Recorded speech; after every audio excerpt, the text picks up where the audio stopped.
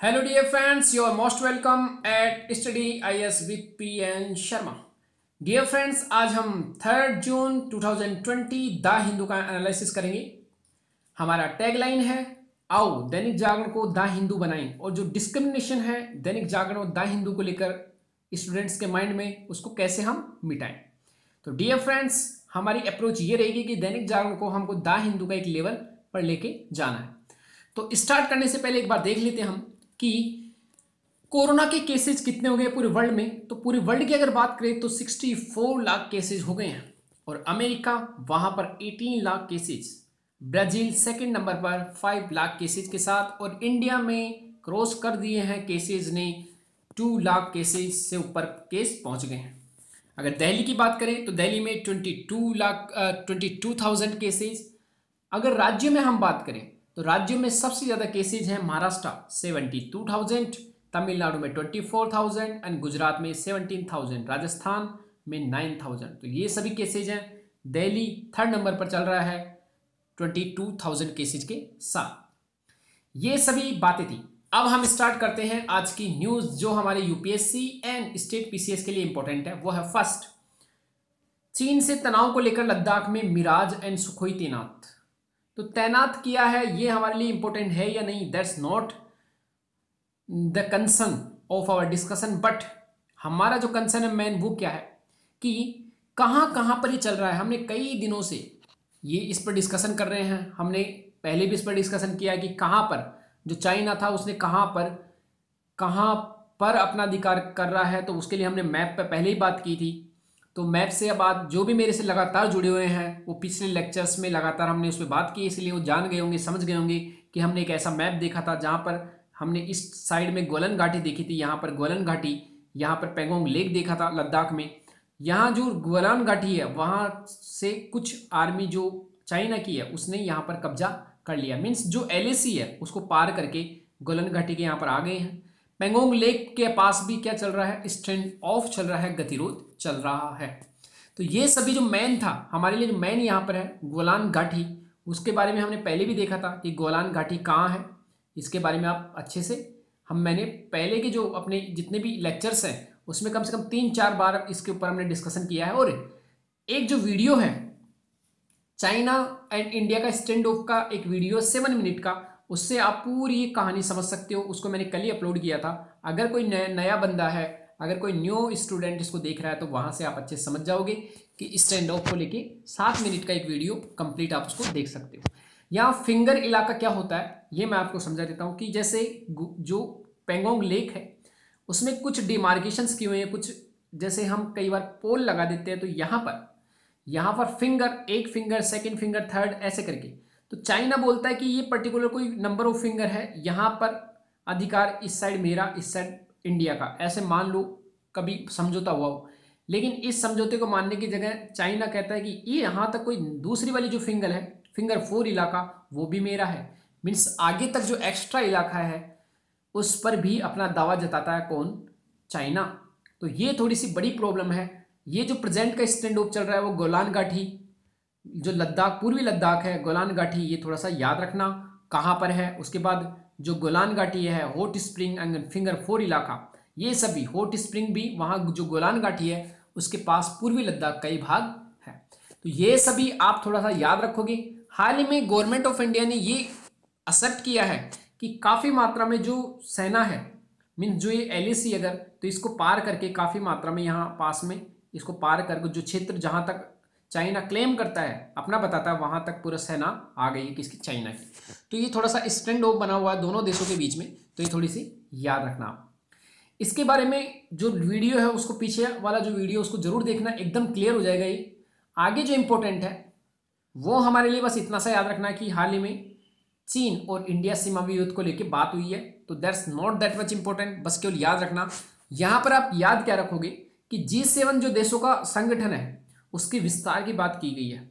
उसमें चीन को छोड़कर रसिया, इंडिया और जापान, इनको, जापान ऑलरेडी है, जो रसिया है, उसके बाद जो चीन है, चीन को छोड़कर रसिया को वहाँ पर इंक्लूड करने की बात की है किसने, जो ट्रम्प साहब है उन्होंने। इंडिया को भी इसमें शामिल करने की बात कर रहा है कौन, ट्रम्प साहब, तो ये ट्रम्प है वो G7 देशों में शामिल करने की बात हो रही है। आगे भी हम G7 का देखेंगे कि विस्तार कैसे होगा, लेकिन चाइना को इसमें इनवाइट नहीं किया गया है।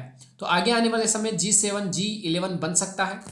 साथ में यहाँ पर जो प्रॉब्लम चल रही है वो WHO को लेकर चल रही है कि WHO को सही डाटा नहीं दिया किसने, चाइना ने, इसलिए चाइना के ऊपर कई तरह के सभी देश विरोध कर रहे हैं, इसलिए भी चाइना चिढ़ा हुआ है। और इसी कारण चाइना ने एक नया जो एक अपना बाउंड्री डिस्प्यूट है उसको खोल दिया सबके सामने, कि ताकि जो लोगों का ध्यान है, पूरे वर्ल्ड का ध्यान है, वो इस समय उस बात से जो WHO की जो प्रॉब्लम थी उसकी जगह दूसरी जगह चला जाए।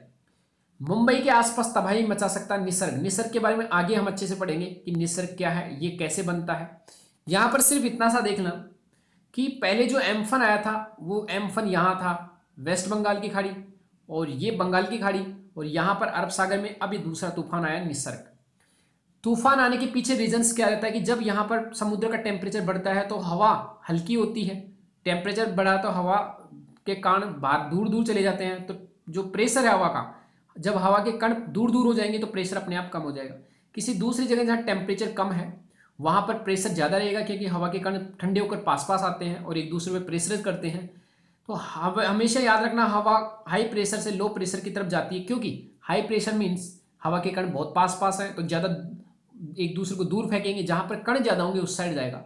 तो जैसे ही हवा का कहीं कम दबाव वाला क्षेत्र बनता है तो हवा दूसरे हाई दबाव वाले क्षेत्र से तेजी से आती है। ऐसा होने से क्या होता है, चक्रवात आते हैं। एम्फन के साथ भी ऐसा ही हुआ था। एम्फन के समय जो बंगाल की खाड़ी थी वहाँ कम दबाव वाला क्षेत्र बना था, अभी प्रेजेंट में अरब सागर वाला कम दबाव का क्षेत्र बना है। इसीलिए निसर्ग जो है वो कहाँ से रिलेटेड है, अरब सागर से, और जो ये मेन प्रॉब्लम करेगा किसको, हमारा गुजरात और मुंबई मीन्स महाराष्ट्र। तो दोनों को आप याद रखोगे, that's very important. Page number second जो हमारा है, पेज नंबर सेकंड वो दिल्ली से रिलेटेड था, सिटी के नेशनल कैपिटल, तो इससे रिलेटेड हमको नहीं पढ़ना है। हमको जो नेक्स्ट हमारा पेज नंबर 3 है वहाँ पर हमारे लिए तो कुछ काम की न्यूज़ है। वहाँ पर आप इतना सा याद रखना कि क्रेडिट रेटिंग, यहाँ पर कई बार आया है कि भारत मूडी ने हाल ही में क्रेडिट रेटिंग जारी की है, तो भारत की रेटिंग की कमी से आर्थिक कुप्रबंधन का नतीजा। तो आप सिर्फ इतना सा याद रखना कि रेटिंग होती क्या है। कोई भी देश जैसे इंडिया है तो इंडिया की रेटिंग निकालते हैं, क्रेडिट रेटिंग मीन्स जैसे आप कोई मनुष्य है गाँव में, तो कई बार हम बोलते हैं कि इसका क्रेडिट अच्छा है, मीन्स उसकी साख अच्छी है, मीन्स अगर वो कहीं से पैसा लेगा तो उसको मिल जाएगा आसानी से। या फिर कई बार ऐसा भी बोलते हैं कि उसका क्रेडिट अच्छा है, मीन्स साख अच्छी, या फिर वो बंदा अच्छा है तो उसको पैसा देते टाइम लोग शर्माते नहीं, टेंशन में नहीं आती। उसी तरह इंडिया की अगर रेटिंग अच्छी होती है तो इससे क्या होगा, मीन्स उसकी जो अर्थव्यवस्था है वो अच्छी है, मीन्स अगर कोई बाहर की देश कंपनी अगर यहाँ इन्वेस्टमेंट करती है तो उसको फायदा होगा, नुकसान नहीं होगा, ऐसा सोचकर कंपनी निवेश करती है। लेकिन अगर रेटिंग खराब होती है तो सोचते हैं कि अर्थव्यवस्था स्थायी नहीं है, कभी भी यहाँ प्रॉब्लम आ सकती है और मेरी कंपनी को नुकसान हो सकता है। इसीलिए रेटिंग का अच्छा होना बहुत जरूरी है बाहर से निवेश को खींचने के लिए, ये आप याद रखोगे, that's very important point. Again एक जो इंपॉर्टेंट है वो है सुरक्षा परिषद। जो यूनाइटेड नेशन है उसमें कई अंग है, उसमें से एक अंग है नेशनल सिक्योरिटी काउंसिल।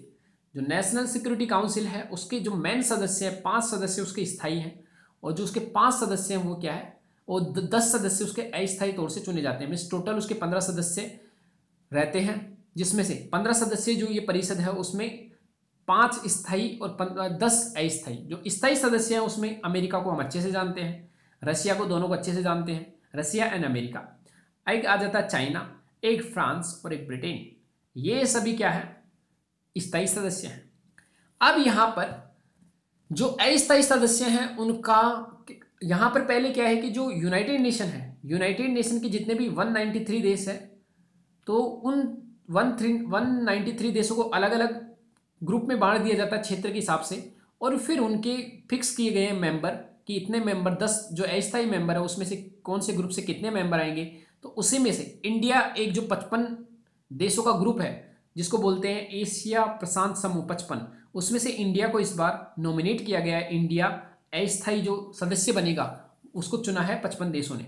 तो 55 देशों ने पहले समर्थन दिया है, उसके बाद अब जो क्या होगा, गुप्त मतदान होगा 193 देशों के द्वारा। तो फिर इंडिया 2 साल के लिए क्या बन जाएगा, इंडिया 2 साल के लिए अस्थायी सदस्य बन जाएगा, किसमें, यूनाइटेड नेशन में। तो ये थोड़ा सा इंपॉर्टेंट है। पेज नंबर 4 कोई इंपॉर्टेंट नहीं, कोरोना को हराना है, लगातार ही बातें चल रही है, कोरोना को हराना, तो ये इंपॉर्टेंट नहीं है हमारे लिए। दूसरा है हमारे लिए न्यूज, वो है पेज नंबर 5 पर। पेज नंबर 5 पर जो आपके लिए समझने वाली न्यूज है, केवल और केवल एक पॉइंट याद रखना, कम्युनिटी ट्रांसमिशन होता क्या है, ये आप याद रखना। कम्युनिटी ट्रांसमिशन में होता क्या है मेरे फ्रेंड्स, कि अगर यहाँ पर लोग हैं, यहाँ पर एक भीड़ इकट्ठा है, क्या है, यहाँ पर कोई भीड़ इकट्ठा है, 1000 लोगों की, 1000 लोगों की भीड़ इकट्ठा है। अगर मान लो कोई व्यक्ति, एक यहाँ पर कोरोना वायरस से ग्रसित व्यक्ति था, ये मीन्स कोरोना का मैंने एग्जाम्पल दे रहा हूँ, ये एक व्यक्ति था कोरोना वायरस से ग्रसित, ये इस पूरी भीड़ में से कहीं कहीं निकलते हुए पहले इस आदमी से मिला, ऐसे करते करते कई आदमियों को संक्रमित करते हुए, मीन्स लोगों को पता ही नहीं है, निकल गया। ये जो 1000 लोगों की भीड़ थी उसमें से कम 100 लोगों के आसपास होकर चला गया। अब ये 100 लोग क्या हुए, 100 लोगों को पता नहीं है अभी तक, 14 दिन बाद पता लगेगा। 100 लोग क्या हुए, 100 लोग अन्य लोगों में से निकले किसी भीड़ में से।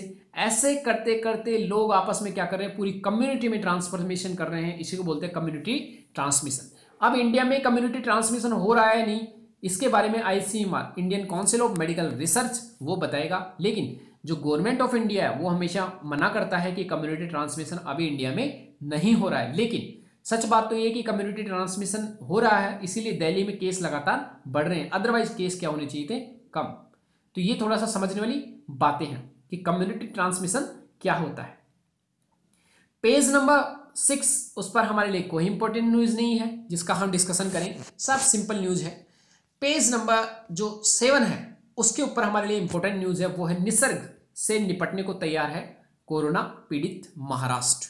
तो यहां पर याद रखना कि 1961 के बाद पहली बार कोई चक्रवाती तूफान आया, जो अरब सागर से उठे चक्रवाती तूफान निसर्ग की वक्र दृष्टि मुंबई पर पड़ चुकी है। मीन्स ऐसा कोई पहली बार आ रहा है जो मुंबई से टकराएगा, मीन्स मुंबई को परेशान करेगा।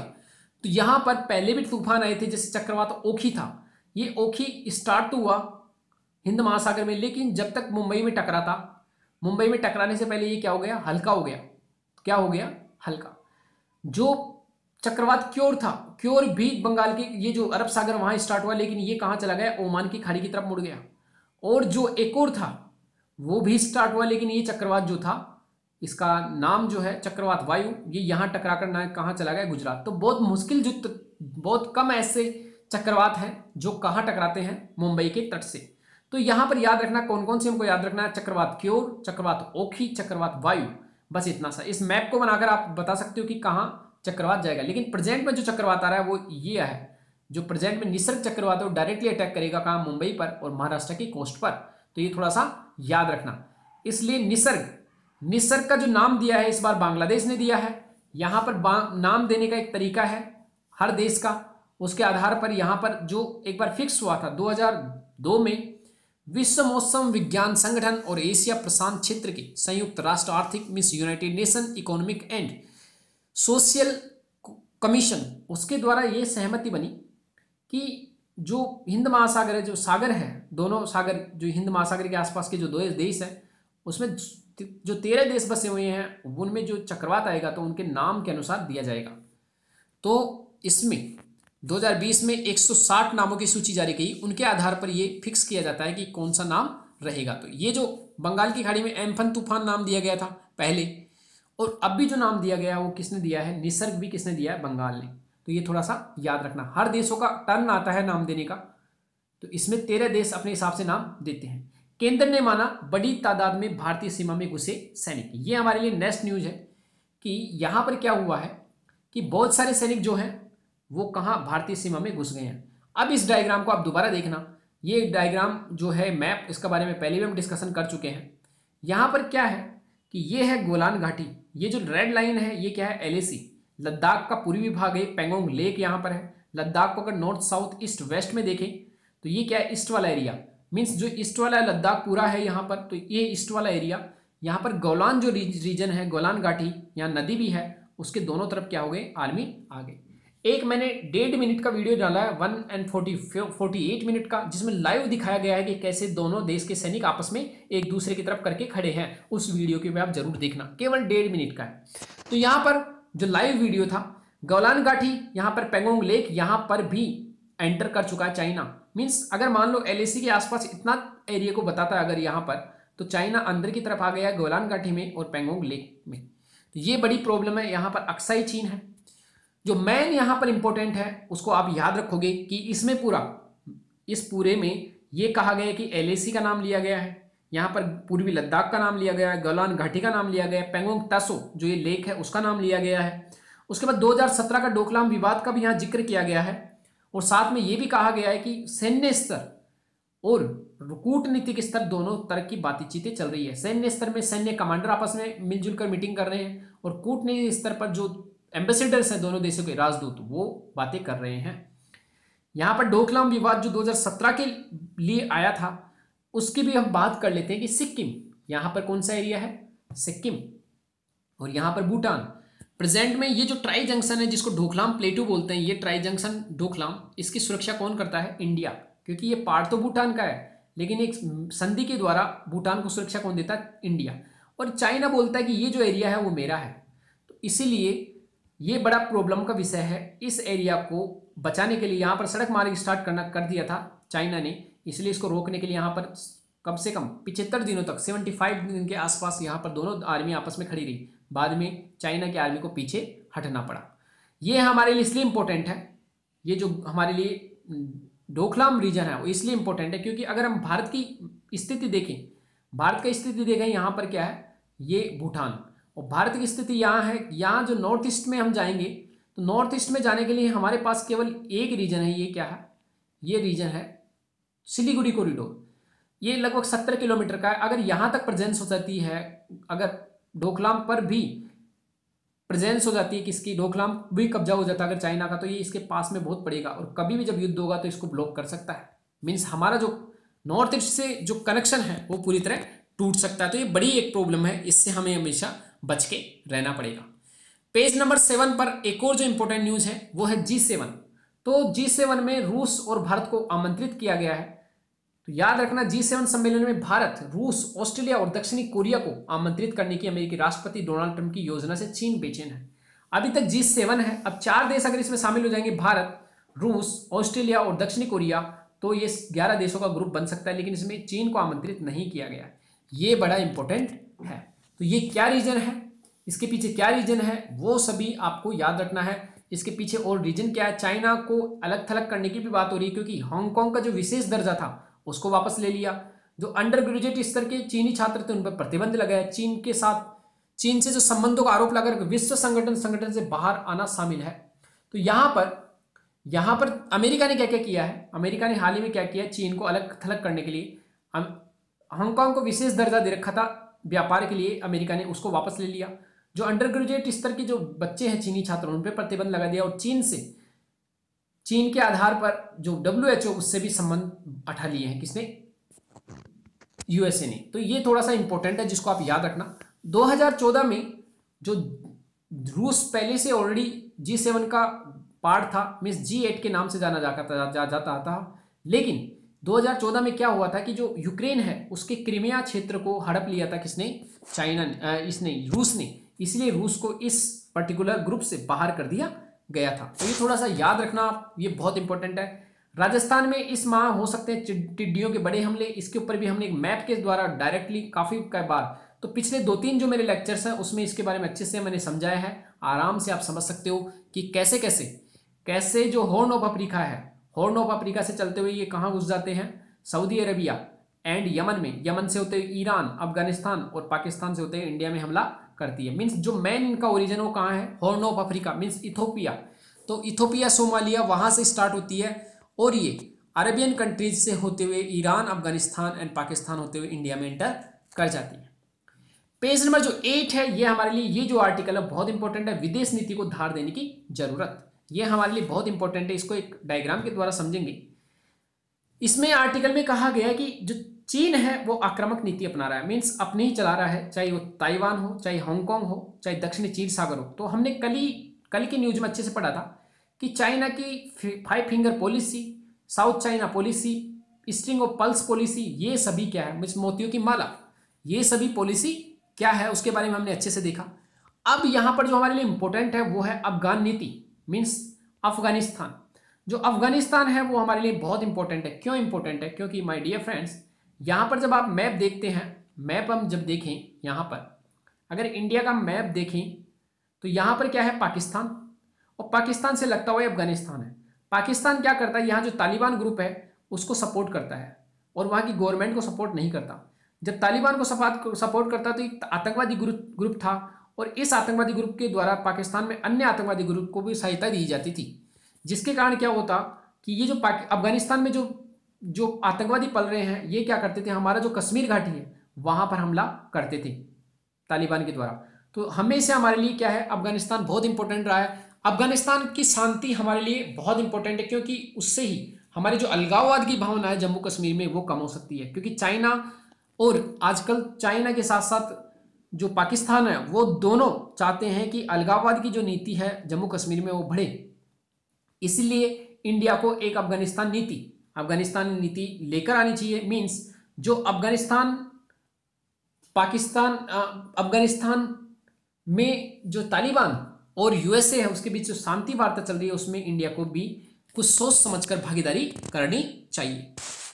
अब यहाँ पर जो एक इम्पोर्टेंट है कि जो प्रॉब्लम क्या है पूरे अफगानिस्तान में, कि वहाँ पर जो समाज है उसमें आतंकवाद और चरमपंथी जो इस्लामिक विचारधारा है उसने सभी समाजों में कुछ वर्गों में पेट बना लिए। इसीलिए वो समर्थन करते हैं किसके, तालिबान का। और तालिबान के द्वारा जो पाकिस्तान में हक्कानी नेटवर्क है, ये याद रखना, हक्कानी नेटवर्क यहाँ आएगा। हक्कानी नेटवर्क एक आतंकवादी ग्रुप है जो जम्मू कश्मीर में हमले करवाता है, तो उसके कारण भी इंडिया इससे बाहर रहता है।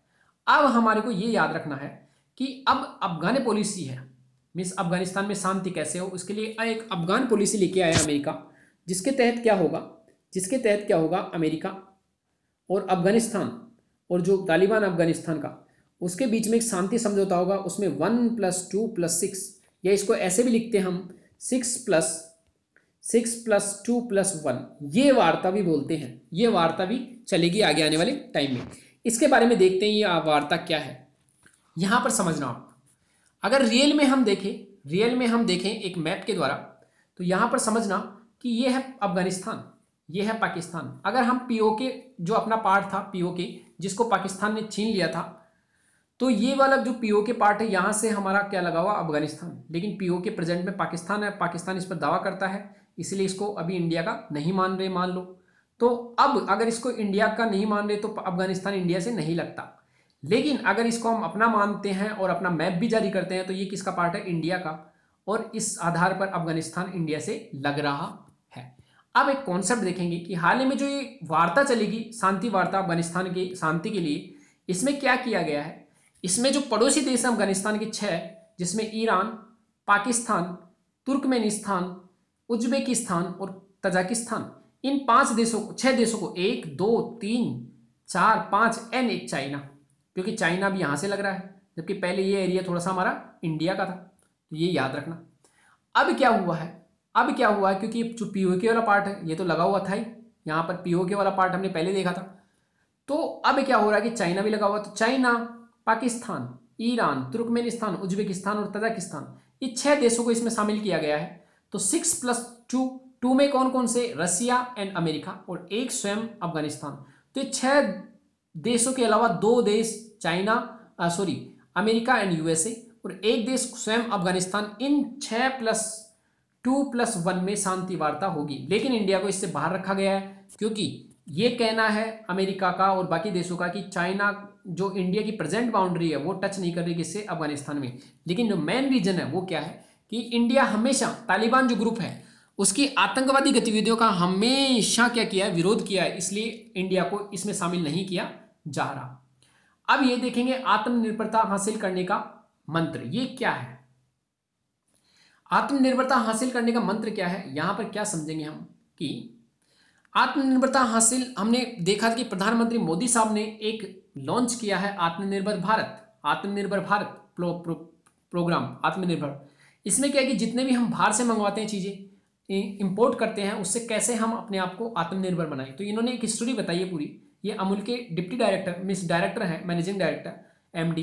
तो 1970 के दशक में हम दूध आयात करते थे। बाद में क्या हुआ, क्या क्या यहाँ याद रखोगे कि डॉक्टर वर्गीज कुरियन का यहाँ नाम याद रखना, क्योंकि इस बार एमएस स्वामीनाथन और विश्वेश्वरैया जिनका पूछ लिया गया यूपीएससी मेंस में योगदान, तो हो सकता है कि प्रेजेंट फ्यूचर में एग्रीकल्चर को लेकर डॉक्टर वर्गीज कुरियन का नाम भी ले ले, इन्होंने एक जो सहकारी समिति क्या होती है कि एक कोई समिति खोले जिसमें कई लोग जो सामान उत्पादन कर रही दूध, वो क्या करें कि उन्होंने एक ग्रुप बनाया और कहा कि जितना दूध आपके उत्पादन होता है सभी के, उस दूध को हम एक जगह लेकर आएँ और उस दूध से हम ऐसे प्रोडक्ट बनाएं फिर उसको बेचें।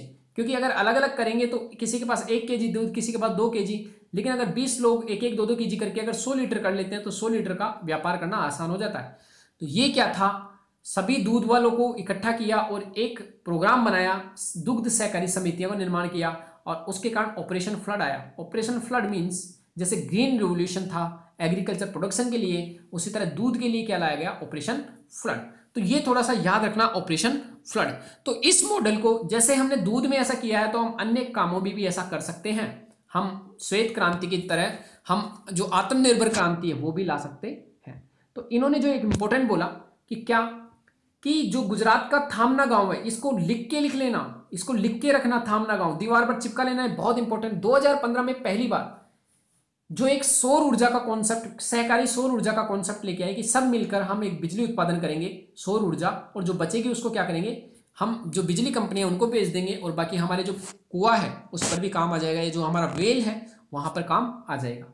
सेकेंड इन्होंने क्या किया, जकारिया गांव जो गुजरात का ही है, यहां क्या किया, जकारियापुरा जो गांव है वहां पर जो बायोगैस प्लांट है वो लगाए गए ताकि जो ऊर्जा है, उर्वरक है, फर्टिलाइजर, उसकी कमी हो सके, इंपोर्ट कम हो सके। तो ये एक दूसरा एग्जाम्पल था। तो जकारिया जो गांव है उसका भी नाम याद रखोगे, बहुत इंपॉर्टेंट है।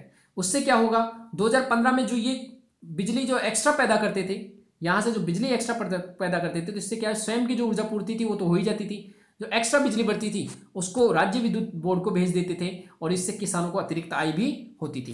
तो ये बहुत अच्छा कॉन्सेप्ट है, बहुत अच्छा कॉन्सेप्ट है। बायोगैस क्या है, यहां पर बायोगैस मिल रही है तो गैस भी मिल रही है, साथ में इसको बेच के पैसा भी कमा सकते हैं और इसको अपशिष्ट पदार्थ जो है उसको खेतों में हम क्या कर सकते हैं, उपयोग कर सकते हैं एज ए खाद के रूप में।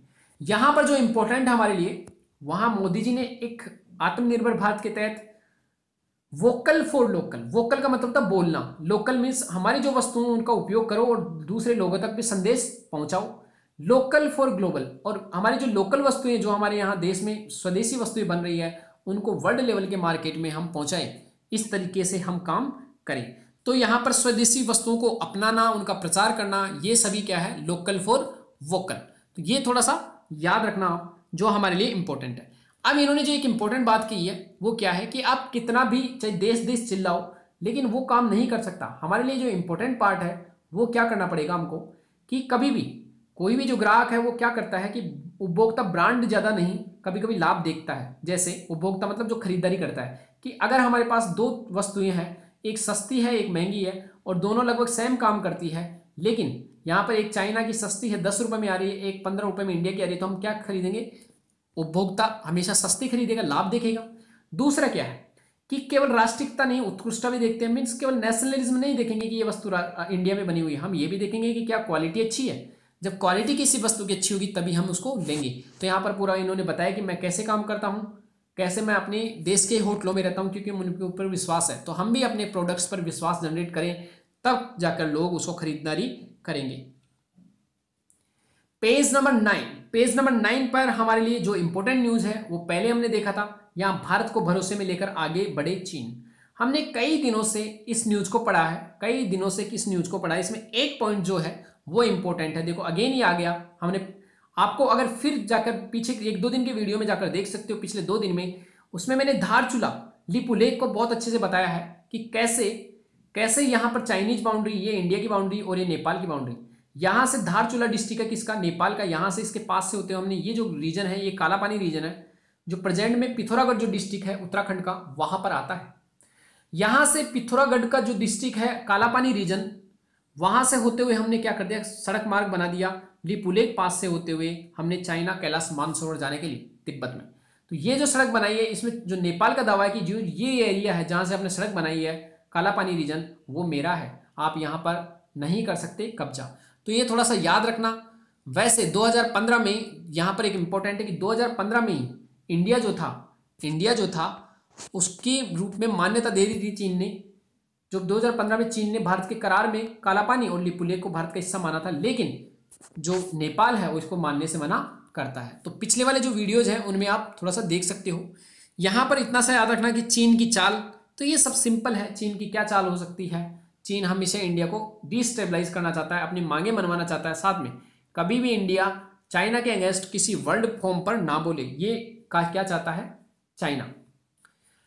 यहां पर मूडीज के रिलेटेड हम पढ़ लिया कि मूडीज का क्या मामला रहता है। यहां पर आगे जो हमारे लिए इंपॉर्टेंट है वो है कि लॉकडाउन से बेअसर कृषि क्षेत्र से बड़ी उम्मीदें। जनरली लॉकडाउन का जो इम्पैक्ट है वो कृषि क्षेत्र पर कम पड़ा है, क्योंकि हाल ही में जो जीडीपी के डाटा आए थे, ग्रोस डोमेस्टिक प्रोडक्शन के जो डाटा आए थे, वहां पर लॉकडाउन के कारण जो प्रॉब्लम्स हुई है वो अभी उतनी नहीं हुई। यहां पर जो एक इंपॉर्टेंट पार्ट है वो कल भी हमने देखा था, एमएसपी मिनिमम सपोर्ट प्राइस क्या होता है, ये थोड़ा सा याद रखना। तो ये क्या होता है एमएसपी मिनिमम सपोर्ट प्राइस, हाल ही में खरीफ सीजन के लिए जारी की गई है। एमएसपी में क्या होता है कि जैसे कोई किसान है, किसान की कोई फसल उगी है, अब जब वो मार्केट में बेचने गया तो किसान ने उसको उगाने के लिए अगर 1000 खर्च किए, तो जबकि मार्केट में केवल 500 रुपये मिल रहे हैं, तो हो सकता है किसान क्या करे, इससे परेशान हो जाए, आत्महत्या कर ले, या फिर आगे आने वाले सीजन में वो क्रॉप उगाए नहीं, तो इससे तो हमारे देश की फूड सिक्योरिटी, जो पोषण सिक्योरिटी है, वो भी खराब हो जाएगी। तो किसान के लिए क्या किया, जैसे किसान खरीफ सीजन में इस बारिश के समय किसान को उगाने से पहले ही गवर्नमेंट ऑफ इंडिया एमएसपी जारी कर देती है, ताकि ये पता लग जाए कि कौन से फसल उगाने में उसको फायदा है। तो किसान आराम से डिसीजन कर सकता है कि मुझे कौन सी फसल उगानी चाहिए, किस पे एमएसपी ज़्यादा है। इसमें क्या होता है, अगर किसान है, किसान का प्रोडक्शन हुआ, किसान उसको बेचना चाहता है, लेकिन जो किसान ने बेचना चाहा तो मार्केट में गया और वहाँ पर जो गवर्नमेंट ने एमएसपी निर्धारित की थी, मिनिमम सपोर्ट प्राइस, अगर वो नहीं मिल रहा है तो किसान के पास एक ऑप्शन क्या है, एमएसपी पर उस पर्टिकुलर क्रॉप को वो गवर्नमेंट को बेच दे। अगर मान लीजिए 3000 रुपये मिनिमम सपोर्ट प्राइस था, मार्केट में उसको 4000 मिल रहे, तो 4000 में बेचेगा। लेकिन अगर यहाँ केवल 2500 रुपये मिल रहे हैं, जबकि उसका खर्चा कितना हुआ था 3000 का, या फिर सॉरी आप मान लो थोड़ा कम मान लो, अगर उसको खर्चा 2000 का मिला हुआ था और उसको कम पैसे 1500 रुपये मिल रहे हैं, तो 1.5 गुना के हिसाब से तो 3000 होना चाहिए 2000 का, वो मिलेगा। मीन्स जो सब्सिडी है वो 1.5 गुना मिल रही है प्रेजेंट में, सॉरी जो एमएसपी है वो 1.5 गुना है। मीन्स अगर आपका 100 रुपये खर्च होता है तो गवर्नमेंट आपको 150 रुपये देने के लिए तैयार है। तो ये थोड़ा सा याद रखना कृषि क्षेत्र का। 11वें नंबर पर जो हमारे लिए डायरेक्टली इंपॉर्टेंट है वो है, यहाँ पर थोड़ा सा याद रखना कि कैसे हिंसा हो रही है, कहाँ, अमेरिका में क्यों हिंसा हो रही है, ये आप थोड़ा सा याद रखना कि एक ऐसे व्यक्ति जो था वो मारा गया था हिंसा में, इसलिए पूरी भड़क गई है। यहाँ पर जो हमारे लिए इंपॉर्टेंट है वो है एंटी माइक्रोबियल दवाओं की क्षमता खोती जा रही दीवानी। ये बहुत इंपॉर्टेंट है, इससे संबंधित यूपीएससी 2019 में डायरेक्टली क्वेश्चन पूछ लिया गया था कि एंटी माइक्रोबियल, इसको सुपर बग भी बोलते हैं, सुपर बग होता क्या है जनरली माय डियर फ्रेंड्स, कि होता क्या है, वैक्सीन क्या होती है, आप एंटी माइक्रोबियल दवाएं क्या होती है कि जब हम दवा खाते हैं शरीर में तो जो बाहर से जो रोगाणु आया है वो मारा जाता है। लेकिन प्रेजेंट में क्या हो रहा है, ये जो रोगाणु है, जैसे कोरोना वायरस ही मान लो या कोई और वायरस, इसने हमारी जो दवाइयाँ थी उसके प्रति रेजिस्टेंस पावर मीन्स प्रतिरोधक क्षमता डेवलप कर ली है, मीन्स म्यूटेशन के द्वारा, मीन्स उत्परिवर्तन के द्वारा। उत्परिवर्तन क्या होता है, जब हमारे डीएनए में थोड़ी काट छांट होती है और नया लक्षण आ जाता है। वैसे ही वायरस वगैरह ने क्या किया है कि जो हमारी एंटी माइक्रोबियल दवा थी जो जीवाणु को मारती थी, उसकी जगह अब वो उनके ऊपर कोई प्रभाव नहीं पड़ता। इसको सुपर बग भी बोलते हैं और ये कई बार एग्जाम में पूछा गया है।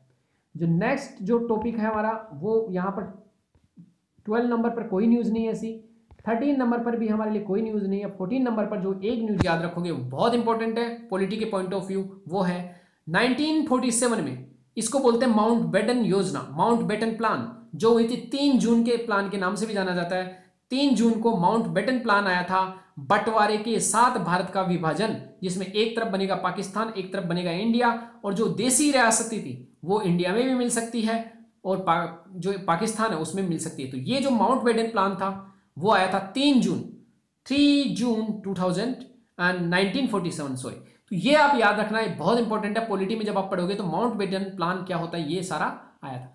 तो ये सभी न्यूज़ थी जिसका हमने डिस्कशन किया माय डियर फ्रेंड्स। तो thank you very much for today's Dainik Jagran analysis. Thank you.